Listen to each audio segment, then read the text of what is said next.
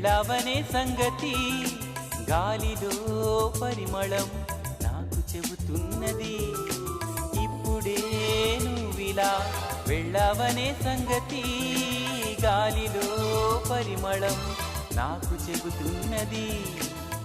ఎప్పుడో ఒకనాటి నిన్నని వెతికానని ఎవరు నవ్వని, ఇప్పుడు నిన్ను చూపగలనని ఇదిగో నా నీడ నువ్వని. నేస్తమా నీకు తెలిసేదెలా